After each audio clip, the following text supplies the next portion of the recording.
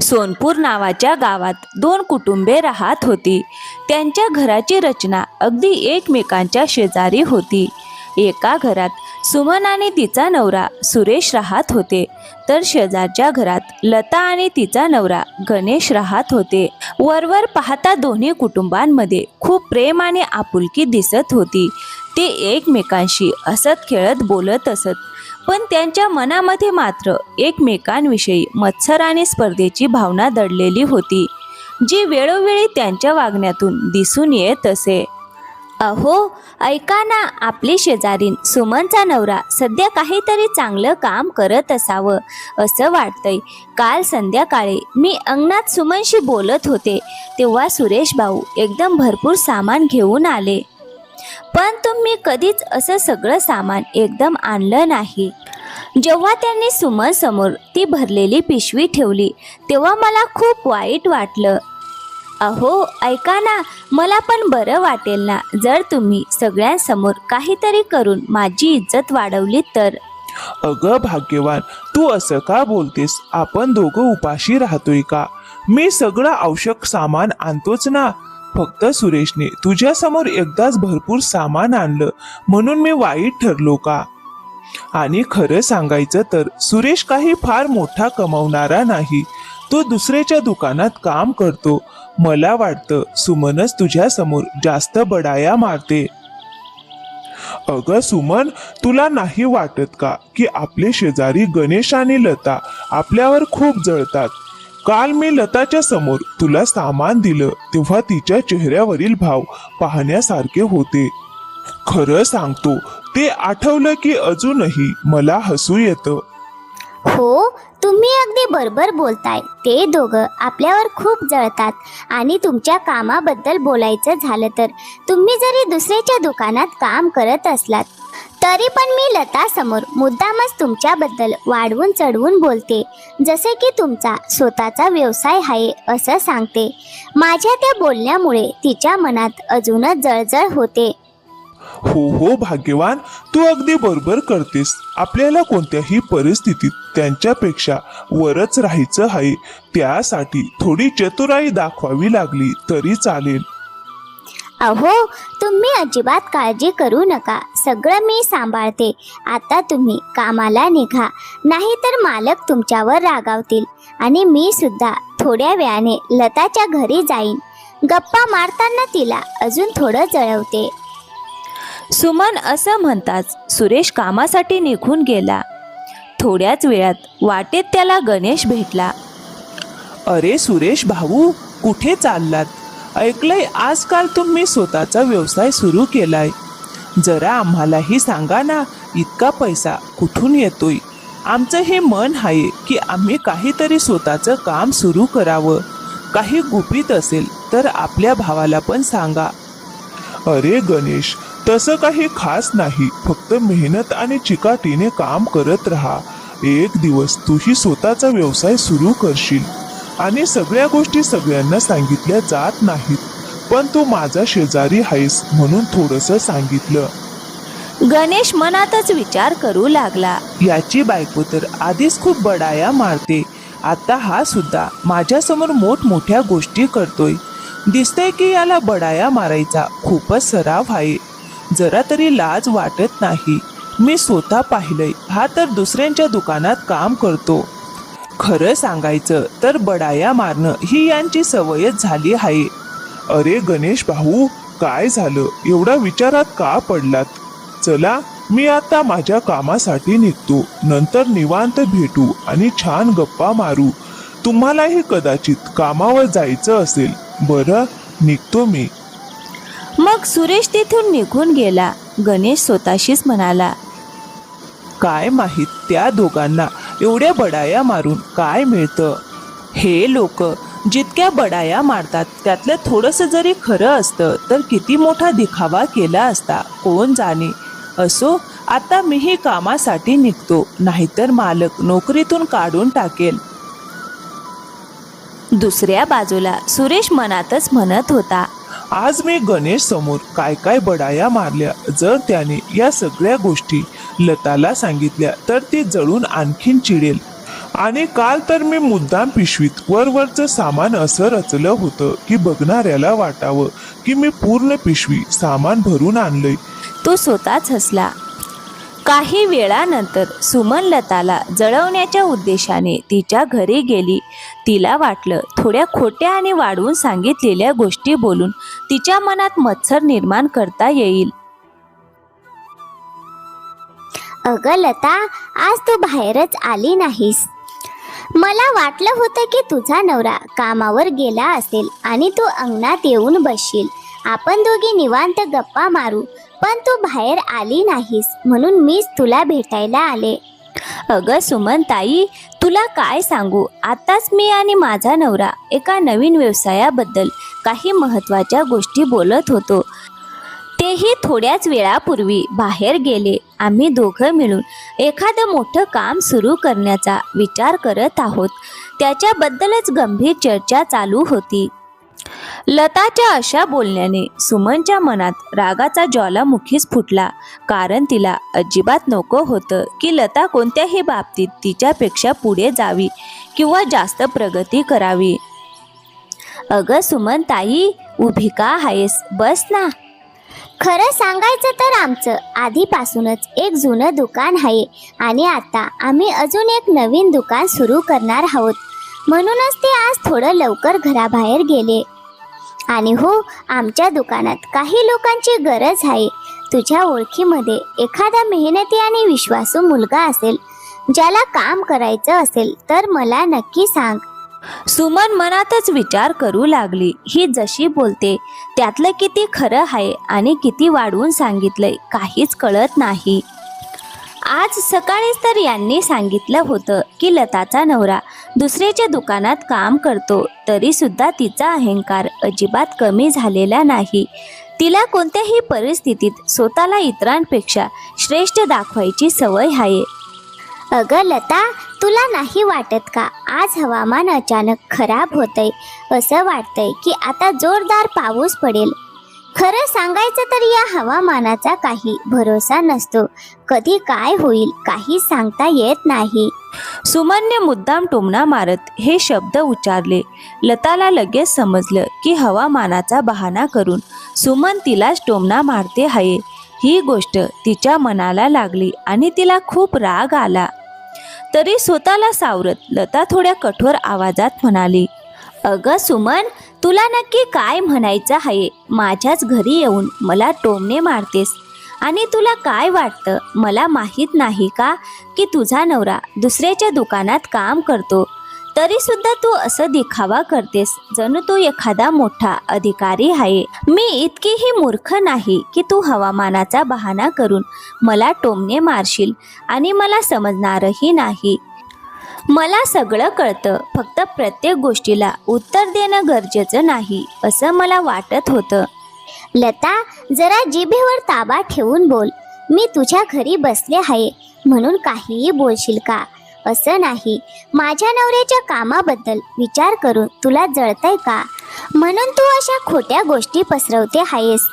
आणि तुझा नवरा काय करतो? कुठे मजुरीच तर करत नाही ना. कदाचित म्हणूनच तू इतकी उर्मटपणे बोलते आहेस. काही लोकांकडे बोलायला मोठमोठ्या गोष्टी असतात, पण काम आणि प्रगतीशी त्यांचा काहीही संबंध नसतो. सुमन, देवाने आपल्याला जीभ दिली आहे म्हणजे काहीही बोलत राहायचं असं नाही. थोडं विचार करून सांभाळून बोलायला शिकलं पाहिजे. आज तू इतक्या अहंकाराने बोलत आहेस, पण उद्या देव काय परिस्थिती निर्माण करेल हे कोणाला माहिती. इतका गर्व कधीच चांगला नसतो, हे लक्षात ठेव. वेळ नेहमी सारखी नसते. कधी काय होईल कोणाला सांगता येत नाही. आता मला हा वाद पुढे वाढवायचा नाही. तू तुझी इज्जत राखून इथून निघून गेलीस तर तेच बरं होईल. अशा प्रकारे दोघींमध्ये एकमेकींपेक्षा पुढे जाण्याच्या मत्सरामुळे जोरदार वाद झाला. सुमनला अजून खूप काही बोलायचं होतं, पण ती स्वतःला आवरून घेत होती कारण ती त्यावेळी लताच्या घरी होती. वातावरण अधिक बिघडत चाललंय हे पाहून तिने शहाणपणाने वागण्याचा निर्णय घेतला आणि तिथून उठून ती घरी गेली. घरी जाताना सुमन मनातच म्हणत होती, या लताची जीभ हल्ली खूपच चालायला लागली आहे आधी फक्त मला त्यांच्यापेक्षा पुढे जायचं होतं, पण आज ज्या पद्धतीने तिने माझ्याशी वाद घातला, आता तिला धडा शिकवायलाच हवा. या अपमानाचा बदला घेतल्याशिवाय मला शांतता मिळणार नाही. आज सुरेश घरी आले की त्यांच्यासोबत नीट बसून याबद्दल बोलायला हवं. काहीतरी केल्याशिवाय आता चैन पडणार नाही. संध्याकाळी सुरेश घरी आल्यावर सुमन म्हणाली, अहो ऐका ना, आज तुम्ही कामावर गेल्यानंतर मी लताच्या घरी गेले होते. तिची जीभ तर आजकाल खूपच चालायला लागली आहे. माझ्याशी कशी कशी वाद घालायला लागली आणि मोठमोठ्या गोष्टी सांगायला लागली. सांगत होती की ती आणि तिचा नवरा मिळून काहीतरी नवीन व्यवसाय सुरू करणार आहेत. हे करणार ते करणार. बापरे, लोक पण कसे कसे स्वप्न पाहतात. मी तिच्या घरी होते म्हणून तेव्हा जास्त काही बोलू शकले नाही, पण तिच्या वागण्यामुळे मला खूप अपमानास्पद वाटलं. आता माझ्या मनात एकच विचार चाललाय, या अपमानाचं उत्तर काही ना काही करून द्यायलाच हवं. अगं हो भाग्यवान, तसंही ते दोघं आपल्यावर नेहमीच जळत असतात. आपण एखादं काम केलं की ते लोक फक्त दिखाव्यासाठी 2 काम करायला लागतात. कळत नाही त्यांना आपल्यावर एवढा मत्सर का आहे. आणि आज तिने तुझ्याशी जसं वागलं त्याला उत्तर द्यायलाच हवं. अगं असं करूया, उद्या मी गावच्या सरपंचाकडे जाईन आणि तिच्या विरुद्ध थोड्या गोष्टी काढून ठेवीन. थोडा मसाला लावून अशी गोष्ट मांडीन की तिची प्रतिमा खराब होईल. तेव्हाच तिला कळेल की कोणाचा अपमान केल्याचा परिणाम काय असतो. अहो, तुमची ही योजना मला खूप आवडली. तुम्ही जाऊन अशा गोष्टी सांगा की त्यांना समजेल माझा अपमान केल्याचा परिणाम काय होतो ते. तेव्हाच माझ्या मनाला थोडा दिलासा मिळेल आणि त्यांनाही त्यांच्या चुकीची जाणीव होईल. हो भाग्यवान, उद्या सकाळीच मी सरपंचाकडे जाईन. आणि हो, आज मी कामाला जाताना अंगणात गणेश भेटला होता. तो असा वागतो जणू काही मोठ्या सरकारी नोकरीत आहे, पण खरं तर तो नेमकं काय काम करतो मला अजूनही नीट कळलेलं नाही. आजवर मी त्याला नीट काम करतानाही पाहिलं नाही. म्हणूनच मी सुद्धा माझ्या कामाबद्दल थोडं वाढवून चढवून बोलत असतो, जेणेकरून कुणालाही असं वाटू नये की आपण कुठल्याही बाबतीत कमी आहोत. ठीक आहे, आता त्या लोकांबद्दल खूप चर्चा झाली. तुम्ही दिवसभर काम करून थकले असाल. इथेच आरामात बसा. मी आपल्यासाठी 2 ताटं वाढून घेऊन येते. असं म्हणत सुमन स्वयंपाकघरात गेली. थोड्याच वेळात ती दोघांसाठी छान वाढलेली 2 ताटं घेऊन परत आली. दोघेही समोरासमोर 4 पायीवर बसले आणि हसत खेळत गप्पा मारत जेवायला लागले. दुसरीकडे गणेश घरी आल्यावर लताला म्हणाला, अगं भाग्यवान, आज मी कामासाठी घराबाहेर पडत होतो तेव्हा अंगणात मला सुरेश भेटला. अरे बापरे, त्याची बायको तर तुझ्या समोर आधीच खूप बडाया मारते, पण आज तो सुरेशही माझ्या समोर मोठ्या शेकी मिरवत होता. खरं सांगायचं तर हे दोघं नवरा बायको दिखावा आणि बडाया मारण्यात पटाईत झाली आहेत. प्रत्येक गोष्ट वाढवून सांगणं आणि स्वतःला सगळ्यांपेक्षा पुढे दाखवणं ही कला त्यांनी चांगलीच आत्मसात केली आहे. मान्य करावं लागेल, या बाबतीत दोघंही एकमेकांपेक्षा कमी नाहीत. अरे, मी तुम्हाला एक गोष्ट सांगितलीच नाही. आज तुम्ही कामावर गेल्यावर सुमन आपल्या घरी आली होती. तिची हिंमतच बघा, माझ्याच घरी येऊन माझ्याशी वाद घालायला लागली. इतक्या वाढवून चढवून गोष्टी बोलत होती की मला पण राग आला. मग मीही तिला स्पष्टपणे सगळं सुनावलं. माझ्याच घरी येऊन कोणी माझ्याशी वाद घालणार असेल तर मी शांत बसणार का? मी तिला चांगलंच उत्तर दिलं, जेणेकरून पुढे असं वागण्याआधी ती 2दा विचार करेल. अगं, आता तर हे दोघं मर्यादा ओलांडायला लागले आहेत. त्यांना धडा शिकवायलाच हवा. माझ्या डोक्यात एक योजना आली आहे. उद्या मी गावच्या सरपंचाकडे जाईन आणि त्यांच्या समोर या दोघांविषयी काही गोष्टी मांडेन, जेणेकरून त्यांना त्यांच्या वागण्याची जाणीव होईल आणि चांगला धडा मिळेल. कदाचित तेव्हाच आपल्यावर जळण्याची त्यांची आग शांत होईल. नाहीतर ते दिवसेंदिवस मर्यादा ओलांडत आहेत आणि कुणाच्याही सन्मानाची पर्वा करत नाहीत. हो, बरोबर आहे तुझं. तू उद्या नक्की सरपंचाकडे जा आणि सगळं स्पष्टपणे सांगून ये. अहो ठीक आहे, पण आधी तुम्ही दिवसभर काम करून आलात, थकले असाल. चला आपण दोघं स्वयंपाकघरात जाऊया, निवांतपणे जेवू आणि मग थोडा आराम करून झोपूया. असं म्हणत दोघेही स्वयंपाकघरात गेले. शांतपणे जेवण करून त्यांनी विश्रांती घेतली. मग दुसऱ्या दिवशी सकाळ होताच सुरेश गावच्या सरपंचाच्या घराकडे निघाला.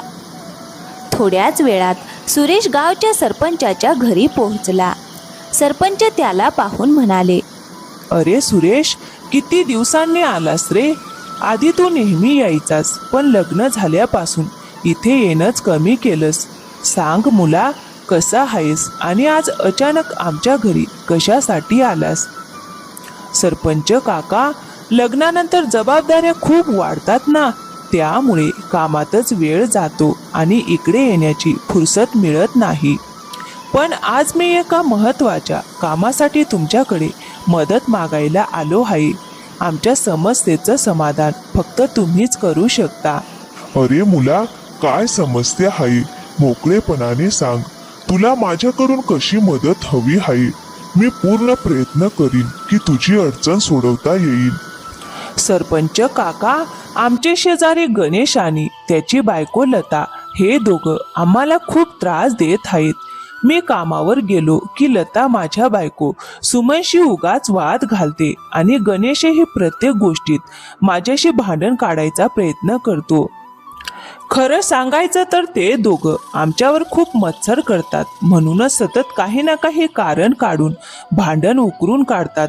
कधी कधी तर जमिनीच्या कारणावरूनही गणेश वाद घालतो. काका, आता तुम्हीच या समस्येचं योग्य समाधान करा.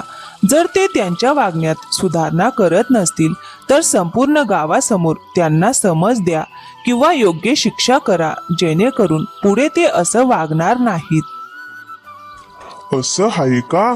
दोन घरं इतके जवळ असताना तर एकमेकांशी मिळून मिसळून राहायला हवं.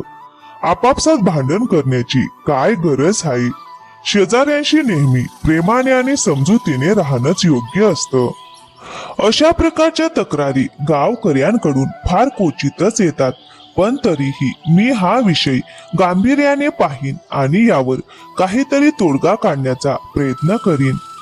हो सरपंच काका, शक्य तितक्या लवकर त्यांना समज द्या किंवा योग्य कारवाई करा, नाहीतर त्यांची वागणूक दिवसेंदिवस वाढत चालली आहे.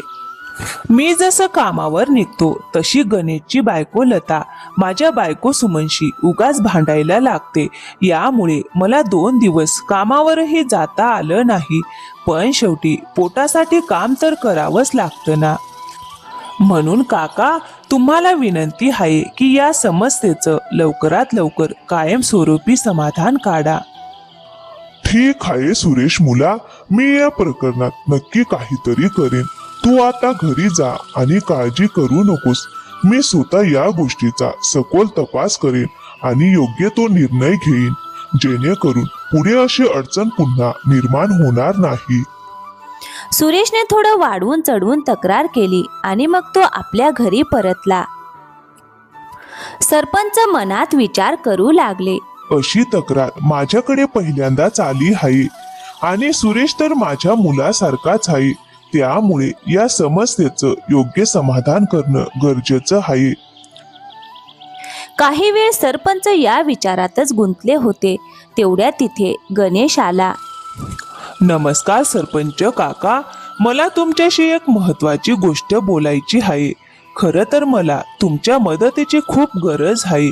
मी तुम्हाला सगळं नीट सांगतो, म्हणजे तुम्हाला परिस्थिती समजेल. असं म्हणत गणेशनेही आपली बाजू सांगायला सुरुवात केली. त्यानेही तक्रारी करायला सुरुवात केली. जमिनीवरून वाद, मत्सर, उगाच भांडण, त्यानेही त्या सगळ्याच गोष्टी पुन्हा सांगितल्या ज्या सुरेश आधी सांगून गेला होता. गणेशही आपली बाजू बरोबर असल्याचं सिद्ध करण्याचा प्रयत्न करत होता आणि सगळी चूक सुरेश आणि सुमनवर ढकलत होता. असं आहे का? ठीक आहे, तू आता घरी जा. मी या बाबतीत काहीतरी करतो. गणेश घरी निघून गेल्यावर सरपंच विचारात पडले. ही तर फारच विचित्र गोष्ट आहे. थोड्याच वेळापूर्वी सुरेशही ह्याच तक्रारी करून गेला आणि आता गणेशही तसंच बोलून गेला. नेमकं खरं काय आहे? या दोन्ही कुटुंबांमधील खरी परिस्थिती मला नीट समजून घ्यावी लागेल, तेव्हाच या समस्येचं योग्य आणि न्याय समाधान करता येईल. मग दुसऱ्या दिवशी सकाळी सरपंचांनी आपल्या नोकराला सुरेश आणि गणेश यांना बोलवायला पाठवलं. थोड्याच वेळात नोकर सुरेशच्या घरी पोहोचला. अहो सुरेश भाऊ, घरी आहात का? जरा बाहेर या.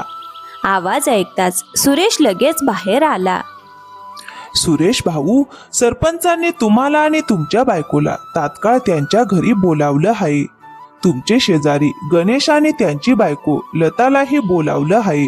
बहुतेक काही महत्वाची चर्चा असणार आहे. सुरेश मनातच म्हणाला, आज नक्कीच गणेश आणि लताला त्यांच्या वागण्याची शिक्षा मिळणार. आमच्याशी पंगा घ्यायला आले होते. आता कळेल त्यांना उगाच वैर केल्याचा परिणाम काय असतो ते. अहो सुरेश भाऊ, काय विचारात पडलात? उशीर करू नका, लगेच सरपंचाच्या घरी पोहोचा. मी आता गणेशकडे जाऊन त्यालाही सांगतो. मला अजून काही ठिकाणी काम आहे, म्हणून जास्त वेळ थांबू शकत नाही.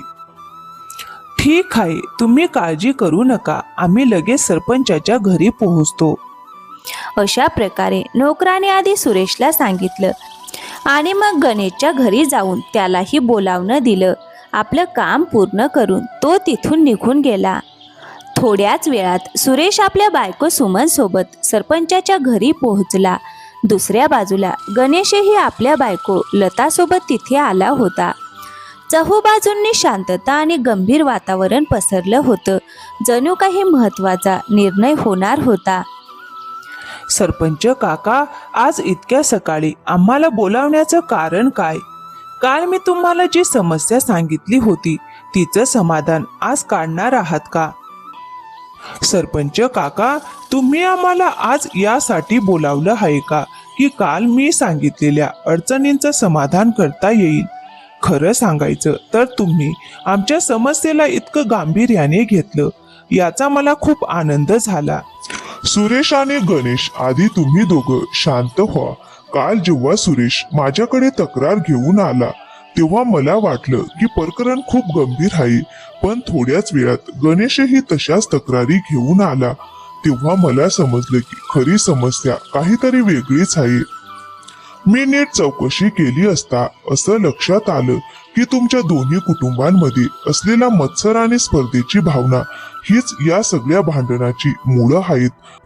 यामुळेच रोज नवीन वाद निर्माण होत आहेत. नाही सरपंच काका, आम्ही कुणावरही मत्सर करत नाही. खरं तर हे दोघंच आमच्यावर जळतात आणि त्यामुळेच सतत वाद निर्माण करतात. मी घरात नसताना लता माझ्या बायकोला अपशब्द बोलते आणि तिचा अपमान करते.